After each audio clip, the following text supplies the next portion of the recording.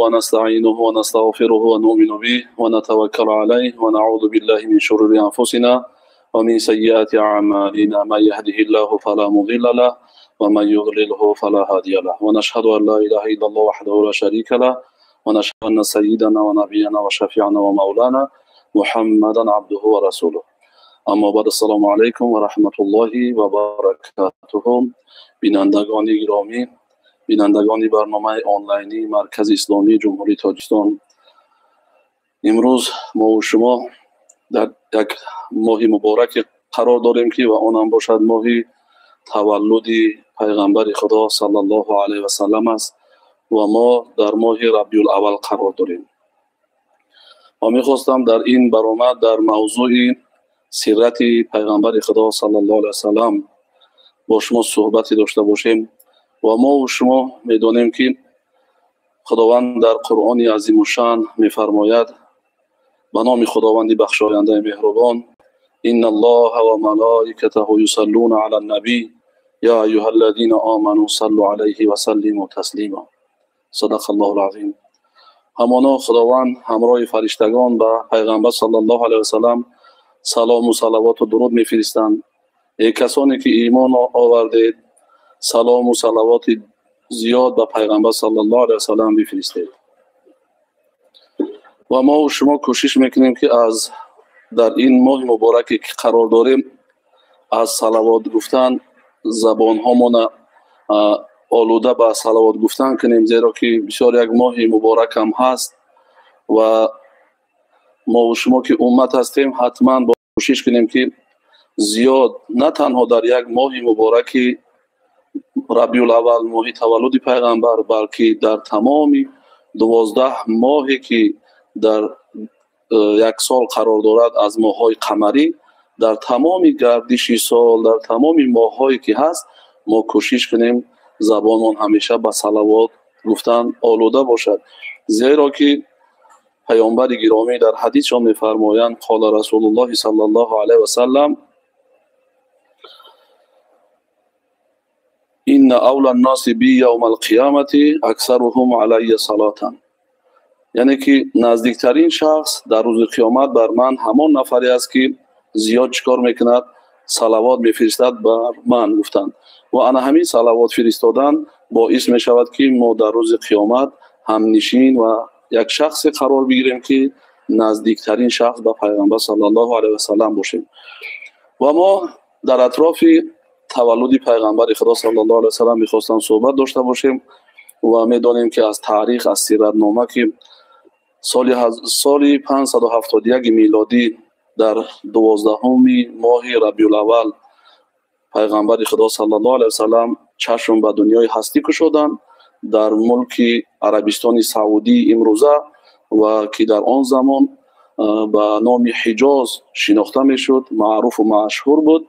یعنی که در همون ماه پیغمبر خدا صلی الله علیه و سلم چشم به هستی گشودند و حضرت محمد صلی الله علیه و سلم پدرشان محمد ابن عبدالله ابن عبدالمطلب بودند و حضرت پیغمبر صلی الله علیه و سلم زمان مبعوث و پیغمبری شدند که 40 سال عمرشان پره کرده بودند. یعنی که در زمان 40 سالگی مبعوث به پیغمبری شدند و در طول 13 سال اولی بعثت چون حضرت پیغمبر صلی الله علیه و سلم در مکه مکرمه مردم اون زمان، مردم اون منطقه را دعوت به دین مبین اسلام میکردند، به توحید و یگانگی الله. و بعدا از عذاب و شکنجه های زیادی که از جانب مشرکین مکه بالای پیغمبر صلی الله علیه و سلم شد، همگی چیکار کردند؟ پیغمبر صلی الله علیه و سلم همراه چندین از پیروانش هجرت کردند بر مدینه منوره و 10 سال آخر عمر پیامبر گرامی در مدینه منوره سپری شد که بالاخره در سن سال 63 سالگی این دارالفنا را پدرود گفتند. و ببینید که پیامبر گرامی چقدر با آمدنشان که مردم آن زمان در چه گمراهی و ضلالت قرار داشتند و خداوند در قرآن خبر داد که و ما ارسلناک الا رحمة للعالمین، که ما تو را فرستادیم رحمت برای عالمیان. یعنی که تا زمانی که پیامبر گرامی به دنیا هستی چشم هستی نگشودند و مبعوث به پیغمبری نشده بودند، تمام مردم همان منطقه و تمام مردم کره زمین در یک ضلالت و گمراهی قرار داشتند. نه احترام بین پدر و مادر قرار داشت و نه نسبت خردسالا رحم و شفقت بود و همه چکار میکردن به یک گمراهی آشکارا آلوده بودند. و زمانی که پیامبر گرامی مبعوث به پیغمبر شدند و حقیقت شریعت و مردم که رسانیدن، همگی سعادت و کامیابی بزرگی را به دست آوردند. و خداوند در قرآن کریم میفرماید: اعوذ بالله من الشیطان الرجیم لقد كان لكم في رسول الله اسوة حسنة لمن كان يرجو الله واليوم الآخر وذكر الله كثيرا. صدق الله العظیم. به تحقیق رسول اکرم صلی الله علیه و سلم یک الگو، یک نمونه بهترینی است برای شخصانی که امیدی به الله و روز قیامت دارند و برای کسانی که زیاد خدا را یاد میکنند. از این آیه مبارکه چنین برمی آید که لقد كان لكم في رسول الله اسوة حسنة، آن همین پیامبر گرامی برای همه ما و شما و برای تمام عالمیان یک الگو، یک نمونه بهترین هست برای کسانی که امید به الله و روز آخرت دارند. یعنی که هر کسی که امید دارد، باور دارد، یقین دارد که البته در قیامت آمدنی است و در روز قیامت با آفریدگار خود روبرو خواهم شد و امید دارد که زیاد خدا را یاد میکند، ذکر زیاد میکند، حتما پیروی از پیامبر گرامی داشته باشد. زیرا که این پیروی از پیامبر گرامی رسول اکرم صلی الله علیه وسلم باعث می شود که رضامندی خدا، خوشنودی خدا را انسان به دست بیارد و در دیگر کلام آسمانی خود پروردگار می فرماید: استعیذ بالله قل ان کنتم تحبون الله فاتبعونی یحببکم الله و یغفر لكم ذنوبکم والله غفور رحیم. صدق الله العظیم. که در این آیه مبارکه پروردگار می فرماید که بگو ای محمد صلی الله علیه و سلم بر امتانت، یعنی که بر امتانت، خطاب بر امتانت، که اگر شما واقعا هم در حقیقت خدا را دوست می دارید، پس پیروی از من کنید، از من محمد صلی الله علیه و سلم پیروی داشته باشید. یعنی که هر بنده که امروز دعوا و ادعای دارد که من واقعا اطاعت الله دارم، اطاعت از رسول الله دارم و خدا را زیاد دوست می دارم، حتما باید که پیروی از پیامبر گرامی داشته باشد. زیرا که این آیه مبارکه دلیل آن است که یکی از فایده و منفعت های پیروی از پیامبر گرامی این همان است که شاید که خداوند به سبب پیروی از پیامبر ما و شما را دوست می‌دارد و یغفر لکم ذنوبکم و چکار کند؟ بخشش گناهان انسان انجام بدهد، یعنی که گناه‌های بنده را ببخشد و الله مهربان بخشاینده مهربان است. از این آیه مبارکه و آیه‌ای که پیشتر بیان کردیم چنین برمی‌آید ما یک خلاصه گیری کنیم که پیامبر گرامی یک نمونه و الگوی بهترین است برای ما و شما و پیروی کردن از این پیامبر گرامی برای ما و شما سبب به دست آوردن خوشنودی، رضامندی خدا و شاید که به سبب این پیروی خدا ما و شما را دوست می‌دارد و ببینید که بسیار یک نعمت بزرگ است بر امت اسلام که به سبب همون پیروی کردن از پیامبر گرامی تمام گناه‌های بنده را خدا می‌آمرزد، می‌بخشد و زیرا که خداوند بخشاینده مهربان هست. و ما و شما امروزها می‌بینیم که زیادی مردمی هستند که دعوا دارند، ادعا دارند که ما امت پیغمبر خدا صلی الله علیه و سلم هستیم، اما متاسفانه در بعض موردها از همون پیروی پیغمبر خدا صلی الله علیه و سلم دور قرار داریم. یعنی که ببینید که در قرآن خداوند در چندین جای این کتاب آسمانی می‌فرماید که اطیعوا الله و اطیعوا الرسول و عبدالله ابن عباس شاه مفسرین هم در این مسئله بیان میکنند که سه آیه هست که به یکدیگر بسیار قرینه و نزدیکی دارند. که یکیش به یکی انجام نمی‌یابد. و یکی از اون آیه های مبارکه هم همین است که اطیعوا الله و اطیعوا الرسول، یعنی که خداوند در این آیه مبارکه کلام آسمانی خود ما و شما را دعوت بر آن میکند که اطاعت الله، هر کسی که اطاعت الله دارد حتما اطاعت از رسول الله داشته باشد.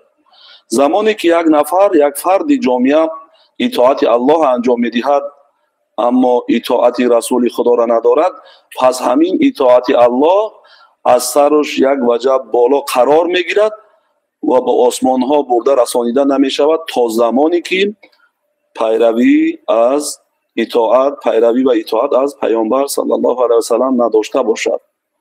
و این خود دلیل است بر هر یک و یکی ما و شما که حتما زمانی که اطاعت الله که انجام دادیم اطاعت از رسول الله داشته باشیم، زیرا که این دو امری که در یک آیه مبارکه آمده است به یک دیگر نزدیکی دارد، یکی به یکی قابل قبول درگاه پروردگار نمی شود. و دیگر آیه‌ای که به یک دیگر قرینه دارد این و اقیموا الصلاة و آتوا الزکات است. هر کسی که قایم بر نماز است حتما زکات ادا کند. و دیگر آیه مبارکه ان اشکر لی و لوالدیک الی المصیر است که پروردگار می‌فرماید در این آیه مبارکه شکرگزاری من و پدر و مادرت باش. یعنی که از موضوع بیرون نمی‌شویم که موضوع ما سیرت پیغمبر خدا صلی الله علیه و سلم هست و در این مسئله بسیار می‌خواستم که در اطراف همون رفتارهای پیغمبر خدا صلی الله علیه و سلم صحبت داشته باشیم. و یکی از در حدیث ها آمده است عن عایشه رضی الله تعالی عنها لم یکن رسول الله صلی الله علیه و سلم فاحشا ولا متفحشا ولا صخابا فی الاسواق ولا یجزی سیئه سیئه ولکن یعفو و یصفحون. پیغمبر خدا صلی الله علیه و سلم از در حدیثشون از حضرت عایشه مادر ما روایت می شود که حضرت پیغمبر صلی الله علیه و سلم بد طبیعت و بدکار نبودند و نه آواز بلند کننده در کوچه و بازارها بودند و نه جواب میدادند بدی را به بدی، بلکه جواب میدادند بدی را به نیکی. و بود پیغمبر خدا صلی الله علیه و سلم بهترین نفر که عفو میکردند، بخشش میکردند و به نیکی جواب میگرداندند.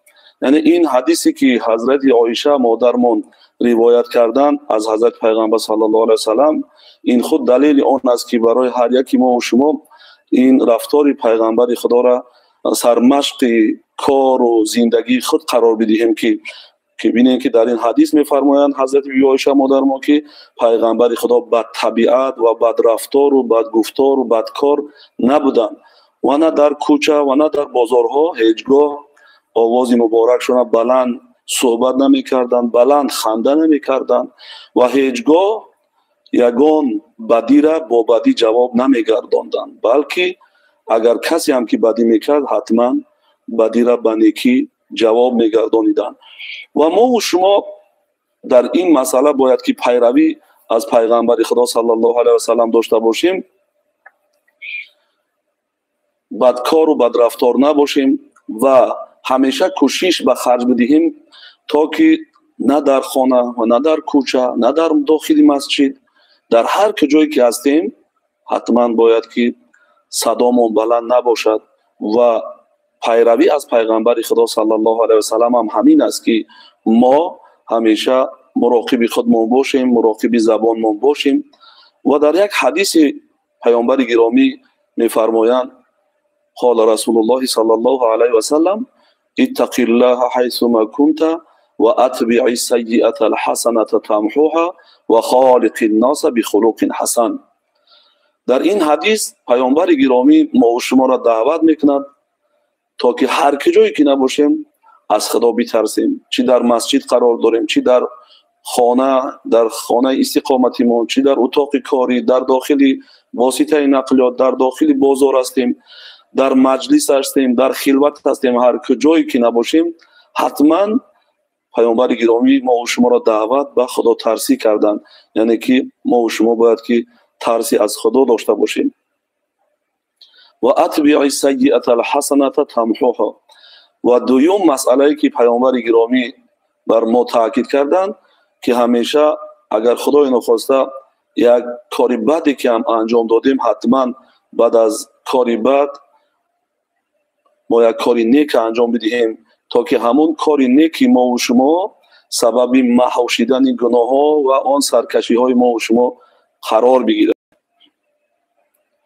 و خالق الناس بخلق حسن، یعنی که پیامبر گرامی در این حدیثشون میفرمایند که با خلق خدا در رفتار خوب قرار داشته باشیم، هیچگاه با مردم با درشتی و با بدزبانی رفتار و معاملات نکنیم، یعنی که همیشه زبان پاک داشته باشیم و هیچگاه صدا بلند نکنیم، چون که در آن حدیث از حضرت بی بی عایشه مادرمان روایت بود که هیچگاه پیامبر گرامی صدا بلند نمی کردن، آوازشان را بلند نمی کردن، همیشه با نرمی و ملایمتی سخن می کردن و ما و شما را می سازد که همیشه خلق خدا و خالق الناس بخلق حسن، با یک خلق نیکو، با یک رفتار نیک چیکار کنیم؟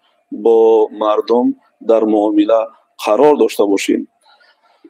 و در یکی دیگر حدیث ها آمده است که حتما ما و شما سیرت پیامبر گرامی را سرمشق کار و فعالیت خود قرار بدیم که از حضرت انس رضی الله تعالی عنه قال خدمت رسول الله صلی الله علیه وسلم 10 سنین فما قال لأف قط وما قال لشيء صنعته لما صنعته ولا لشيء تركته لما تركته وكان رسول الله صلی الله علیه وسلم من احسن الناس خلقا. از حضرت انس رضی الله تعالی عنه روایت است که گفت حضرت انس خدمت کردم پیغمبر خدا صلی الله علیه و سلم 10 سال، یعنی که زمانی که حضرت انس به خدمت پیامبر گرامی صلی الله علیه و سلم مشرف شدن همگی 10 سال عمر داشتند، یعنی که تا زمانی 20 سالگی حضرت انس در خدمت پیامبر گرامی قرار داشتند، یعنی که تا زمانی که در حال حیات قرار داشت پیامبر گرامی از زمان هجرتشون، یعنی که 10 سالی آخری عمر پیامبر گرامی در مدینه منوره سپری شد و انا همین حضرت انس که همگی 10 سال داشت و 10 سال عمر حضرت انس در خدمت پیامبر گرامی سپری شد و حضرت انس خبر میدهند که من 10 سالی که با پیغمبر صلی الله علیه و سلم نزدیک بودم و خدمت میکردم، حضرت پیغمبر صلی الله علیه و سلم هیچگاه برایم اوف نگفت در یگان کاری، یعنی که هر کاری که از جانب من چی کاری خوب و ناخوبی که انجام میافت هیچگاه حضرت پیامبر اوف نگفتن، یعنی که بیزاری نمیکردن و هرگز اگر کاری را که انجام داده باشم نمیگفتن پیامبر گرامی که برای چی این کار انجام دادی، یعنی که سوال نمیکردن و اگر کدام کاری را که انجام نداده بودم نمیگفتن که برای چی این کار انجام ندادی. و پیامبر خدا صلی الله علیه و سلم از بهترین مردم بود از روی اخلاق و آداب و ما و شما کوشش کنیم که رفتارهای پیامبر گرامی را سرمشق کار خود قرار بدهیم، چی در خاندانمان باشد، چی در جای کارمان باشد و چی در جمعیتی که زندگی میکنیم عمر بسر میبریم، حتما یک نمونه باشیم، یک پیروی خود اثبات کرده توانیم که ما پیروی انا همون ذات بزرگ هستیم که رحمت از برای کی بود؟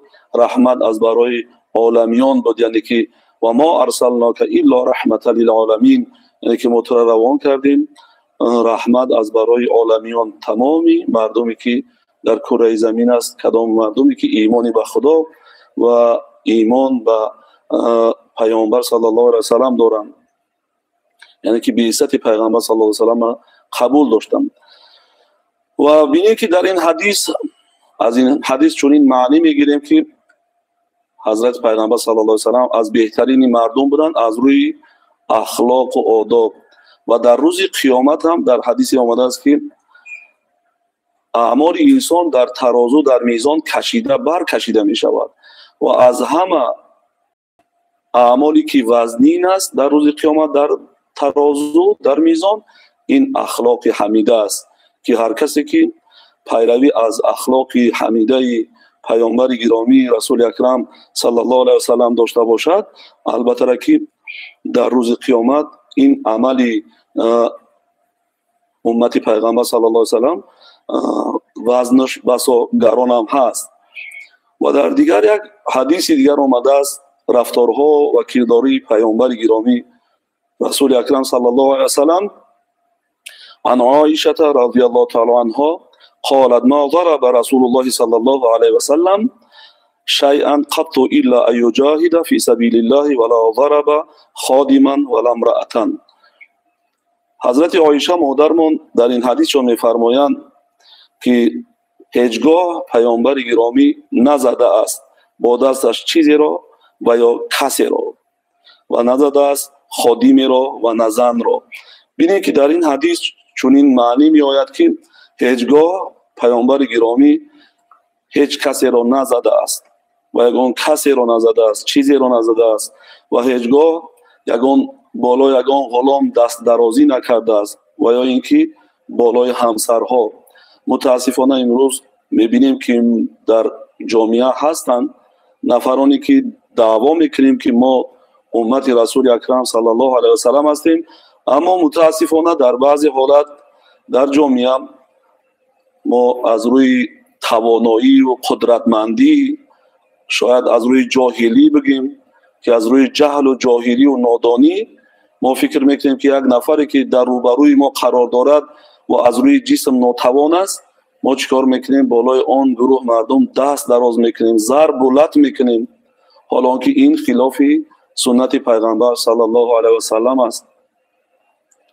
و یا اینکه در مسئله همسرها امروز در جامعه هستند بسیاری از نفرانی که دست درازی میکنند از جانب شوهرها، بعضی از شوهرها بالای همسرها، حالا که همسران برای هر یک شوهر، هر یک مردی با ناموس این امانت و نعمت هست از جانب پروردگار که این در مسئله این امانت ها چی خدا و چی پدر و مادر همون همسر در دنیا هم و در قیامت هم بالای ما و شما دعوا خواهد کرد. یعنی که پیامبر گرامی هیچگاه بالای همسران ام المؤمنین دست درازی نکردند و ما و شما هم میسازد که همیشه چیکار کنیم؟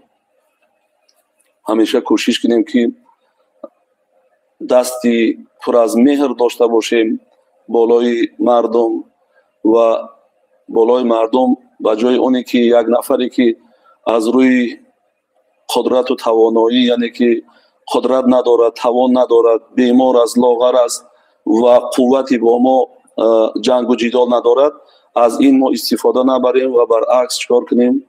کوشش کنیم که بالای سر اینها صله رحمی کنیم و دستی پر از مهر بالای اونها دراز کنیم و در مسئله همسرها هم کوشش کنیم که هیچگاه با همسرها در معامله بد قرار نداشته باشیم.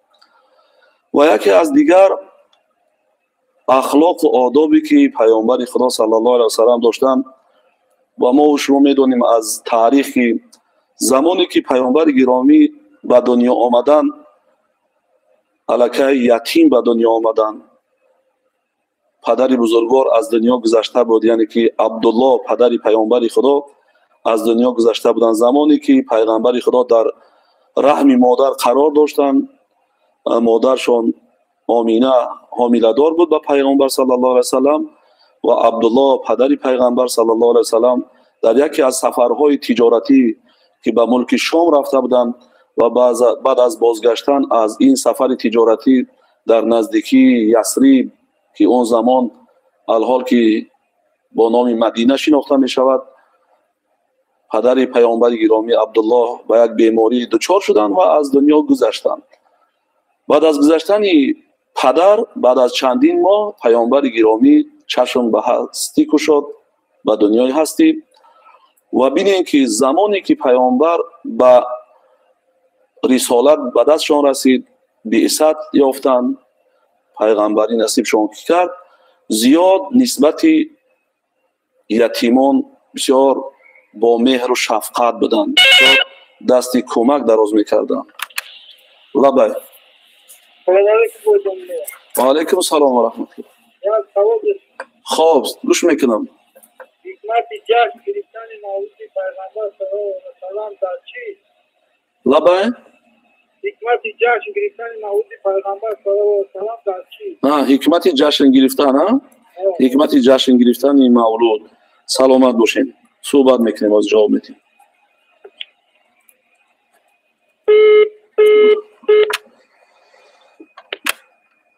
و وقتی گفتیم پیامبر گرامی به دنیا آمدن یتیم بودن و در مسئله یتیم ها بسیار رحم و شفقت داشتند و در حدیث پیامبر گرامی میفرمایند انا و کافل الیتیم فی الجنه هکذا و اشار بالسبابه والوسطى و فرج بینهما. پیامبر گرامی گفتند که من و سرپرستار یتیم در جنت مثال آوردن، اشاره کردن انگشت سبابه و میانه خودم و اشاره بالسبابه والوسطى و فرج بینهما و انگشتان مبارک نزدیک کردند که من و سرپرستار یتیم در روز قیامت در بهشت انا همین قدر با من نزدیک است. شخصی که امروز در دنیایی که ما و شما زندگی میکنیم و دعوا داریم که ما امتی انا همین ذاتی بزرگ هستیم، چیکار کند؟ حتما کوشش کند که پیروی از پیغمبر خدا صلی الله علیه و سلم داشته باشد و هر کسی که پیروی از پیغمبر خدا صلی الله علیه و سلم میکند حتما کامیاب و موفق میشود. و آیا ارزنده نیست که وقتی که در دنیا ما سرپرستار یک یتیم هستیم یا دو یتیمی را که سرپرستاری میکنیم، در روز قیامت انا همین قدر با اشاره‌ای که کردن رسول اکرم با پیامبر گرامی ما نزدیکی پیدا میکنیم، هم نشینی پیغمبر خدا صلی الله علیه و سلم هستیم. آیا ارزنده نیست که ما امروز در کدام دیه و کوچه‌ای که در کدام خیابانی که زندگی نکنیم، شاید که از حساب خویش و تبار، از حساب همسایه‌داریمون، از حساب محلداریمون در محل و کوچه‌هایی که یک یتیمی پیدا شود ما کوشش کنیم که همون یتیم سرپرستاری کنیم.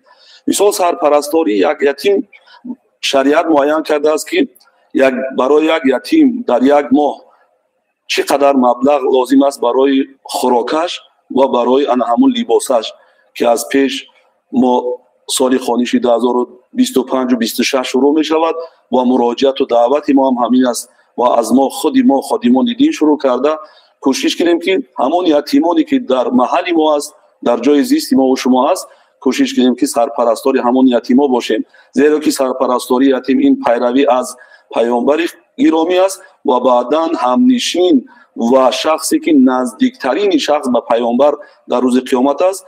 هر سرپرستاری که یک یتیم یا دو یتیم در دنیا سرپرستاری میکنند از لباسه، از خوراکه. امید دارم که در این مسئله انا شنونده گرامی کوشش میکنیم که پیروی داشته باشیم و دستی سخا داشته باشیم و نسبت خلق خدا در بهترین اخلاق رفتار داشته باشیم و نسبت یکی از سنت های فعلی پیامبر خدا که نسبت یتیمان بسیار با رحم بودن و دستی سخا داشتن و ما و شما هم کوشش کنیم که به مثل همون پیامبر گرامی نسبت یتیما با مهر و شفقت باشیم.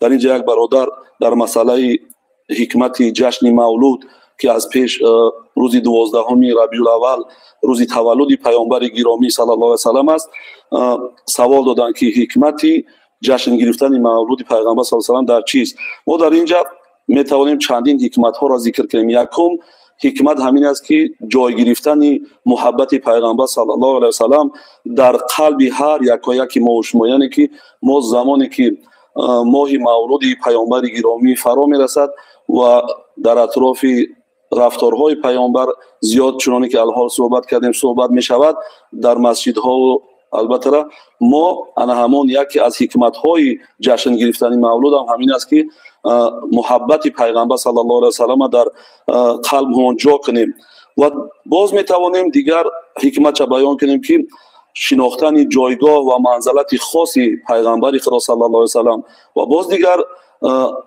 حکمتش در همین است که پیروی قدر و زحمت هایی که پیغمبر خدا صلی الله علیه و سلم انجام دادن، زمانی که اسلام با پیغمبر صلی الله علیه و سلام آمده رسیدن و با مردم رسانیدن در مسئله ان همون قدر زحمت و تلاش هایی که پیغمبر صلی الله علیه و سلام رسیده بودن به همین رسانیدن دین الهی. و فکر میکنم که ما تنها در یک ماه مولود نه، بلکه در تمام دیگر ماهایی که در 12 ماهی که هست، چون که پیشتر گفتم در یک سال، ما در اطراف اخلاق پیغمبر صحبت داشته باشیم. لبای سلام علیکم. و علیکم سلام. حضرت جان من سوال داشتم. خب روی اخلاق پیغمبر صلی الله علیه و سلام با همسرانش چگونه بود؟ اخلاق پیغمبر خدا با همسران اخلاق سلامت باشه. با کودکان؟ بله بله. با اخلاق با همسر و با کودکان. خب سلامت باشه.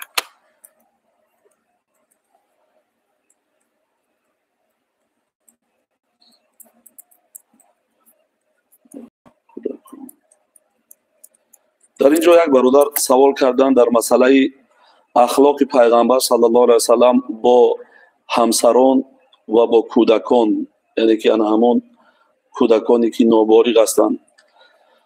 پیامبر گرامی صلی الله علیه و سلام ما شما میدونیم که بسیار یک اخلاق خوب با همسرهای خود داشتند و در حدیث آمده است قال رسول الله صلی الله علیه و سلام این من اکمل المؤمنین ایمانا احسنهم خلقا و الطفهم باهله. در این حدیث پیامبر گرامی می‌فرمایند از مسلمانان کسی ایمانش کاملتر است که اخلاق خوب باشد و مخصوصا مردی که با اخلاق خوب و محبت آمیز با اهل و عائله، یعنی که با همسرش داشته باشد. ببینید در این حدیث خود دلیل آن است، دلالت بر آن میکند که ما امروز امت رسول اکرم صلی الله علیه و سلام در نوبت اول عبادت انجام میدهیم، چی نماز، روزه، حج و تلاوت قرآن و دیگر عبادت هایی را که انجام میدهیم به خاطر دریافت رضامندی و خوشنودی پروردگار است که خدا را از خودمان راضی و خوشنود بگردانیم تا که ایمان ما مکمل شود، کامل شود. در برابر عبادت، بعد از عبادت ببینیم پیامبر گرامی برای ما و شما بسیار یک راه آسان راهنمایی کردند که هر کسی که اخلاق خوب داشته باشد، زبان پاک داشته باشد و مردی که با اخلاق خوب و محبت آمیز با همسرش وقتی که عمر به سر میبرد، همین اخلاق خوب و همین اخلاق محبت آمیز سبب می شود که ایمان یک مرد مسلمان کامل شود. یعنی که پیامبر خدا هم در دیگر حدیث میفرمایند خیرکم خیرکم لاهله و انا خیرکم لاهله. گفتم بهترین شما همون نفری است که بهترین معامله را با اهل خانواده‌اش، با همسر و فرزنداش داشته باشد و من گفتم بهترین معامله را با کی دارم؟ با همسر و اهل و عائله‌ام دارم. همین خود دلیل اون است که چنان که برادر سوال کردن که پیامبر گرامی با همسرانش چی معامله داشتند، یعنی که این حدیث خود دلیل اون است که پیامبر گرامی بهترین معامله را با کی داشتند؟ با همسرانش داشتند. و در مسئله کودکان که گفتیم پیغمبر خدا صلی الله علیه و سلام در مسئله رحم و شفقت کردن در حدیث میفرمایند قال رسول الله صلی الله علیه و سلام من لم یحترم کبیرنا و من لم یشفق صغیرنا فلیس منا. هر کسی که احترام و قدر شناسی نمیکند شخصان بزرگسال، یعنی که کلان سالا را احترامشون به جا نمیآورد، یک شخصی که موی سری سفید دارد، ریشی سفید دارد، سین سالش به یک جای بزرگسالی رسیده است، احترام اونها را به جا نمیآورد. و من لم یشفق صغیرنا، و هر کسی که نسبت خردسالا، کودکان، نابالغانی که هست رحم و شفقت نمیکند فلیس منا، پس این گروه مردم از ما نیست گفتند. یعنی که پیامبر گرامی کدام نفر امتی که در دنیا دعوا دارد که من امت پیغمبر خدا صلی الله علیه و سلام هستم و الا اگر که از پیامبر صلی الله علیه و سلام پیروی نداشته باشد و علل خصوص در مسئله بیرحمی و بیشفقتی، و ما و شما را در یکی از نوارها دیدیم که یکی از پدر دیدن چقدر از روی بیرحم و بیشفقتی نسبت فرزندی نابالغ معامله میکند. البته این از روی اسلام نیست، دینداری نیست، این پیروی از قرآن و سنت نیست. حالا که این خود انا همین حدیثی که بیان کردیم و من لم یشفق صغیرنا فلیس منا، انا همون هر کسی که رحم و شفقت ندارد او از ما نیست، گفتن پیغمبر خدا صلی الله علیه و سلم. لبای الو سلام علیکم. و علیکم سلام و رحمت الله. بود جمله یک سوال بودای. خب پیغمبر صلی الله علیه و سلم برای امتون از چی میراث داشتن؟ ها میراث پیغمبر ها میراث. بله. سلامت باشین. بله. خب و چونی که این برادر سوال دادن، سوال نوبتی میراث از پیغمبر صلی الله علیه و سلم برای امت چی مونده است؟ و در ظاهر این سوال اگر ما نظر کنیم، یک پدر و مادری که از دنیا میگذره، شاید که بعضی پدر و مادرانی هستند که زیاد از دنیاداری زیاد دنیا دارن و برای فرزندان میراث‌های زیاد میگذارند، اما پیامبر گرامی صلی الله علیه و سلم برای امتش البته که علم و اخلاق میراث گذاشتند. یعنی که علم انا همون قرآن و سنت است و اخلاق که اخلاق‌های حمیده ای که پیغمبر خدا صلی الله علیه و سلم در رفت زندگانیش برای ما و شما تعلیم دادن از اخلاق. و ما و شما کوشش کنیم که برای میراث پیغمبر خدا صلی الله علیه و سلم هیچگاه خیانت نکنیم. خیانت بر میراث پیغمبر خدا همین است که هر وقت که ما اگر امروز دعوا داریم که واقعا امت انا همون ذات بزرگ رحمت للعالمین امتش هستیم، حتما باید که انا همون میراثی که بر ما و تمام امت اسلام میراث گذاشته از پیغمبر خدا، چی علم قرآن و حدیث باشد و چی اخلاق حمیده ای که پیغمبر خدا خودشان در حال زندگانیشان ما و شما را تعلیم دادن، تربیت کردن و ما و شما را تاکید کردن که ما و شما چیکار کنیم؟ حتما پیروی از پیغمبر خدا صلی الله علیه و سلم داشته باشیم. به خاطری که چنانه که پیشتر بیان کردیم، در روز قیامت هم آن همون در ترازوی میزان اخلاق بسیار وزنی گران دارد، وزنش وزنین است. اگر نظر به دیگر عبادت ها کنیم، از دیگر عبادت ها دیده در ترازو در روز قیامت اخلاق پیغمبر خدا صلی الله علیه و سلم چی است؟ وزنین است که ما حتما از پیروی از آن همون اخلاق پیغمبر خدا صلی الله علیه و سلم داشته باشیم. زیرا اینکه آن همین اخلاق و آن همین علم قرآن و سنت است بر ما و شما به حیث آن همون میراث است. لبای السلام علیکم. و علیکم سلام. یک سوال است جمله با. خب گوش میکنیم. اولین نفرانی که رساله محمد صلی الله علیه و سلم را پذیرفتند خب کیها بودند؟ اولین نفرانی که بعثت پیغمبر را قبول کردند. سلامت باشید. در اینجا برادر در مسئله اولین نفرانی که رسالت پیغمبر صلی الله علیه و سلم پذیرفتند قبول کردند کیها بودند؟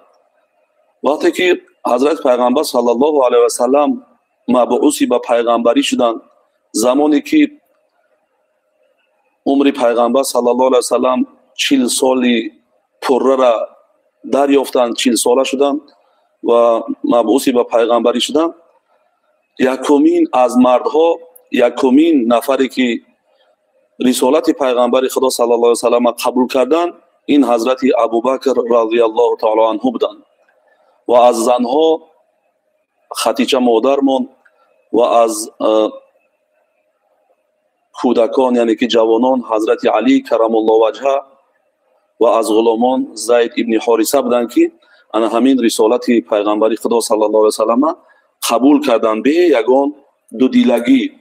یعنی که در اینجا دیگر یگان دو دیلگی به دو دیلگی حضرت ابوبکر و حضرت خدیجه مادرمان و حضرت علی. لبای لبای الو سلام علیکم. و علیکم سلام و رحمت الله. از جمله یک سوال داشتیم. خب همین پیامبر پیش از وفاتش برای امتش چی وصیت کرد؟ وصیت پیامبر پیش از مرگ.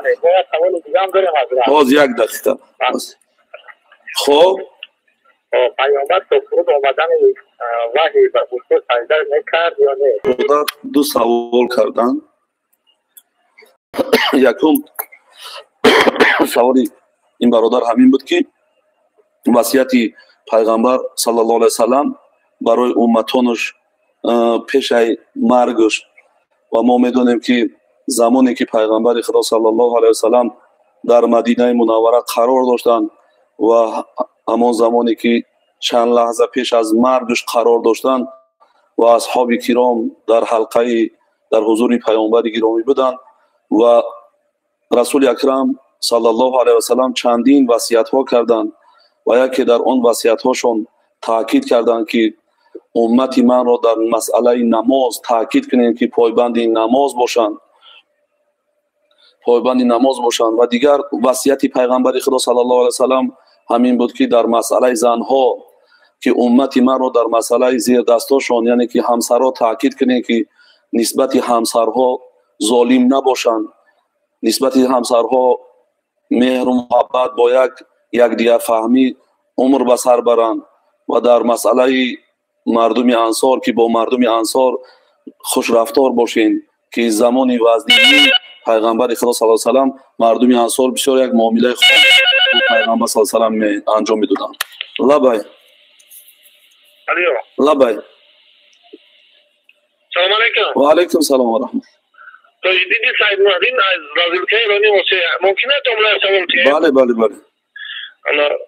پیغمبر خدا صلی الله علیه و سلم پیش از پیغمبرش با چی نام در بین قومش مشغول بود و چی خصلت‌ها داشته که دوست می‌داشتن مردم ها چی کار مشغول بودن و برای کدام صفاتش مردم دوست می‌داشتن؟ بله خوش عقیده سبب دوست می‌داشتن و چی نام‌ها که پیش از پیغمبرش فرمودش می‌کردن. سلامت باشید.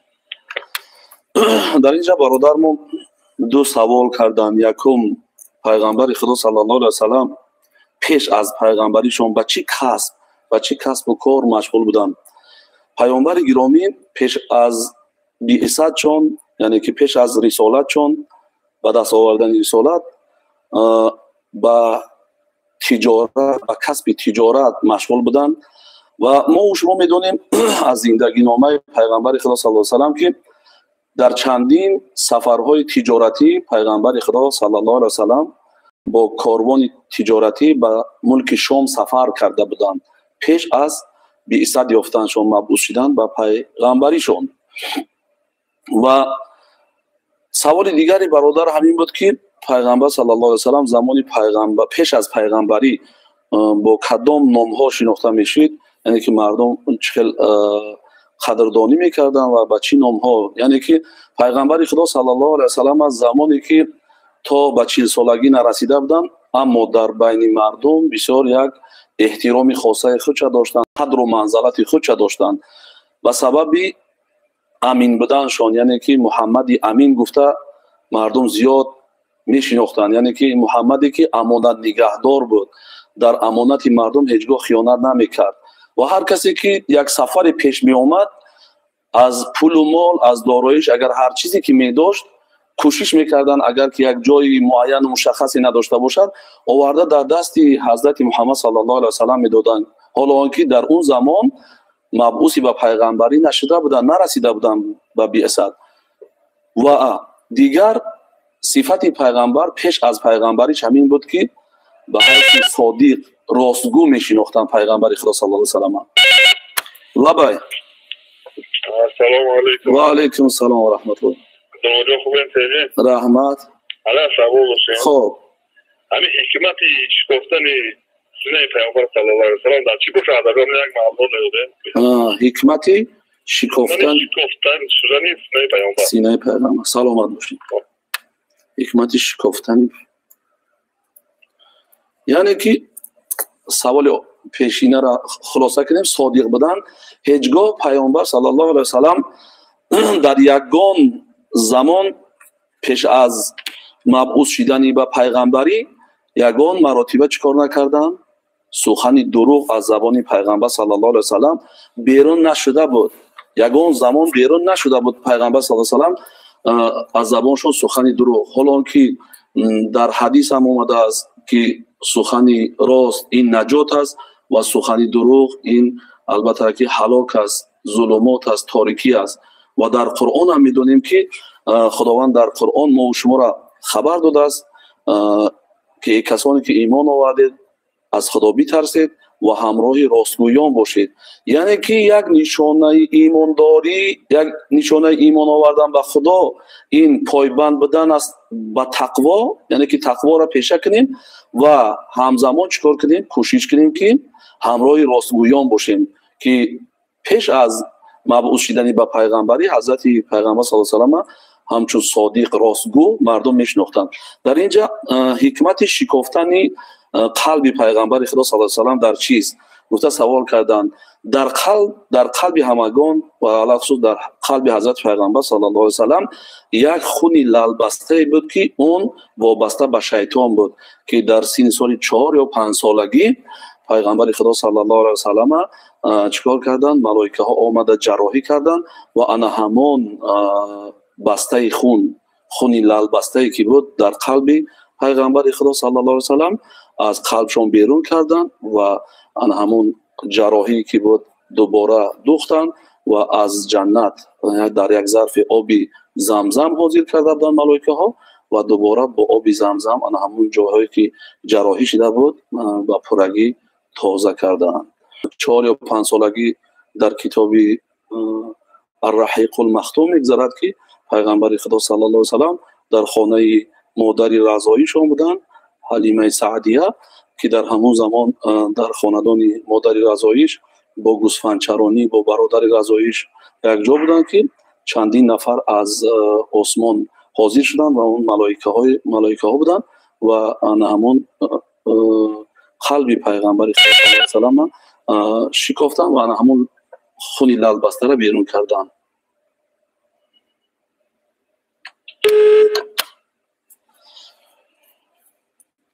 و البته که در اطراف سیرت پیغمبر که ما سرمشق کار خود باید قرار بدهیم، از تمام رفتارهای خوبی پیغمبر خدا صلی الله علیه و سلم ما باید چیکار کنیم؟ آگاه باشیم و پیروی داشته باشیم، به خاطری که خلق پیغمبر خدا را خداوند در قرآن و چی در حدیث ها هم پیغمبر خدا خودشون بیان کردند که قال رسول الله صلی الله علیه و سلم انما بعثت لاتمم مکارم الاخلاق، جز این نیست که من روانه کرده شدم برای کامل کردن اخلاق حمیده. یعنی که یکی از رسالت پیغمبر صلی الله علیه و سلم مبعوث شدن و پیامبری همین بود که بعد از رسانیدن توحید یگانگی الله بعداً آن همین پورا کردن اخلاق حمیده است که یکی از وظیفه و رسالت پیامبری هم همین است که حتما پیامبر خدا اخلاق حمیده را پورا لبای. الو لبای گوش میکنم. و علیکم السلام و رحمت الله. همین بزرگترین معجزه پیغمبر کدومه؟ بزرگترین معجزه سلامت باشین. بزرگترین معجزه پیغمبر خدا صلی الله علیه و سلم این قرآن است که این البته بر همه ما شما معلوم است، این کتاب آسمانی که به اشرف المخلوقات و بهترین مخلوقات، یعنی که به حبیب خدا در بهترین ماه، در ماه مبارک رمضان، در بهترین شب که شب قدر است، در شب قدر نازل شد و برای بهترین امت که به این کتاب ایمان داریم و به این کتاب و از این کتاب پیروی میکنیم و از این مسئله آیه های این کتاب تدبر و تفکر داریم و حق کتاب رعایت میکنیم. یعنی که بزرگترین سوال دادم بزرگترین معجزه پیغمبر صلی الله علیه و سلم کدام است؟ آن همین کتاب آسمانی است که کتاب الله قرآن کریم است که ما و شما بهترین امت هستیم که خدا تعریف ما و شما را در قرآن کرده است که استعیذ بالله کنتم خیر امتین اخرجت للناس تأمرون بالمعروف و تنهون عن المنکر. شما را گفت یعنی که امتی پیغمبر خدا صلی الله علیه و سلم بهترین امت از بین تمام امت بیرون کردم. به خاطر چی؟ به خاطری که شما یکدیگر امر به معروف یعنی که راهنمایی هدایت میکنید به کارهای نیک و از کارهای بد باز می‌دارید. این البته را که انا همون دلیل اون است که معجزه‌ای که به پیغمبر صلی الله علیه و سلم آمد این قرآن بود، با اشرف المخلوقات در بهترین شب در بهترین ماه به حبیب خدا و برای بهترین امت که این نعمت این معجزه را خداوند بر امتان پیش از ما و شما عطا نکرده بود. و در مسئله اخلاق پیغمبر خدا صلی الله علیه و سلم اگر صحبت کنیم ساعت‌های طولانی لازم است و از این گفته ها را به آخر میرسانیم و یک آیه مبارکه دیگری به سمع بینندگان میرسانیم که خداوند در قرآن عظیم الشان مدح و ستایش کرد، وصف کرد پیامبرش، نه مسئله قد بلند لبه الو لبه لبه سلام علیکم. و علیکم سلام. حضرت جون یک سوال داشتیم اشاره سوال می‌ذاریم. خب پیامبر صلی الله علیه و سلم پیش از رسالت و چی کارو مشغول بودن؟ کارشون چی بود؟ این سوال یک خب این سوالی تکراری شده است. یک برادری از شهر ایسور سوال میکند که پیغمبر صلی الله علیه و سلم از رسالت یافتنشون با چی کارها مشغول بود؟ پیغمبر صلی الله علیه و سلم پیش از رسالت چون که گفتیم با صاحب کاری و تجارت مشغول بودن، چندین سفرهای تجارتی هم انجام داده بودن. و امروز مراجعت ما هم برای تمام تاجر و صاحب کارهایی که امروز برای پیشرفت این وطن عزیز ما، پیشرفت جامعه ما، پیشرفت خاندان هر یک و یکی که امروز زحمت‌های زیاد میکشین، صاحب کارهای محترم، تاجرای محترم، بسیار خواهش ما هم همین است که امروز کوشش کنین که خدا خیر زیادی برای شما کوشش کنین که در همین تجارتون طبق انا همون سنتی که پیغمبر صلی الله علیه و سلم بعداً در حدیث ها بیان کردن، شما از همون سنت ها رعایت کنید، سنت هایی که پیغمبر برای تاجر و صاحب کارهایی که دعوت کردن و راهنمایی کردن و پیغمبر خدا صلی الله علیه و سلم پیش از رسالت چون با تجارت مشغول بودن. و آیه مبارکه که گفتیم خداوند در قرآن مدح و ستایش میکند، اعوذ بالله من الشیطان الرجیم بسم الله الرحمن الرحیم و انک لعلی خلق عظیم صدق الله العظیم. بیشک ای محمد صلی الله علیه و سلم تو دارای اخلاق بزرگ هستی. یعنی که خداوند از اخلاق پیغمبر صلی الله علیه و سلم مدح و ستایش کردن، نه ستایش و تعریف از قدی پیغمبر، نه چهره مبارکشون، نه دستی گیرا و پای روا بازوی قویشون تعریف نکردن. تعریف و مدح و ستایش از اخلاق بزرگ و انک لعلی خلق عظیم که بیشک تو دارای خلق عظیم هستی. انشالله ما و شما هم باید که پیروی از همون خلق عظیم پیغمبر خدا صلی الله علیه و سلم داشته باشیم، زیرا که خلق عظیم پیغمبر خدا مفسرین بیان میکنن خلق عظیم پیغمبر خدا چی است؟ همون هرگاهی که هر نفری که با پیغمبر صلی الله علیه و سلم با خوبی یک رفتاری خوب میکردن، پیغمبر صلی الله علیه و سلم با خوبی جواب میگرداندن و اگر خدای نخواسته یک رفتاری بد هم که میکردن نسبت پیامبر، باز هم پیغمبر خدا در جواب بدی با نیکی جواب میگردانیدن که این خود دلیل همین آیه مبارکه است که خلق عظیم پیغمبر خدا که بیشک تو دارای خلق عظیم هستی. و ما و شما را میسازد بینندگان گرامی که پیروی از خلق عظیم پیغمبر خدا صلی الله علیه و سلم داشته باشیم. در جامعه‌ای که زندگی میکنیم اگر چی خدای نخواسته کدام نفری که نسبت ما خوبی میکند کوشش کنیم در خوبی به خوبی جواب بگردانیم.